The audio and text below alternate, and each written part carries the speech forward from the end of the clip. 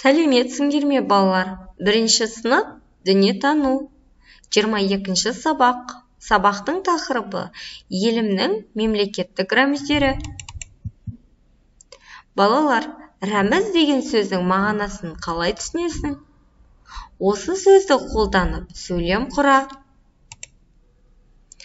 Қазір әлемде 200-дей мемлекет бар. Олардың әрқайсысының өз мемлекеттік рәміздері бар. Қазақстан Республикасының рәміздеріне ту, елтаңба және гимн жатады. Рәміздерімізді сипаттайық. Қазақстанның туы көк түсті. Көк түс ашық аспанды білдіреді. Тудың ортасында алтын күн бейнеленген. Оның астында дала қыраны қалықтап барады. Тудың шетінде ұлттық ою-өрнек салынған.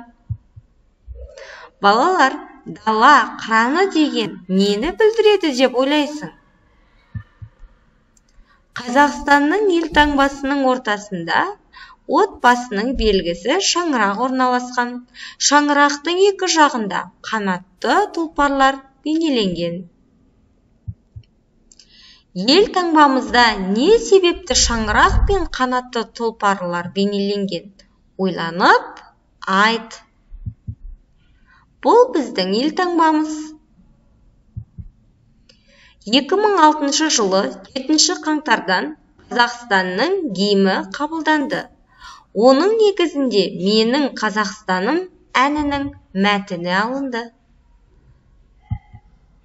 Мемлекеттік гимн халықаралық жарыстарда, спортшыларымыздың марапаттағанда, басқа мемлекеттік басшылармен кездесулерде орындалады.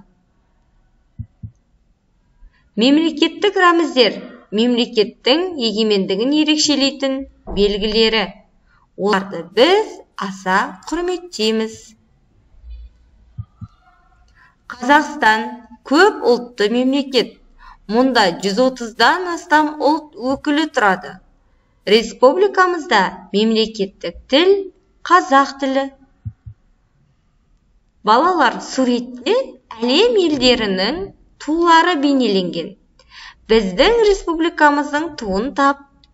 Оны қандай белгісіне қарап ажыратқаныңды айт.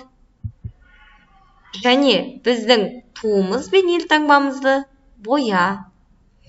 Балалар, келесі сабақта кездескенше сау болыңдар. Осымен бүгінгі сабағымыз аяқталды.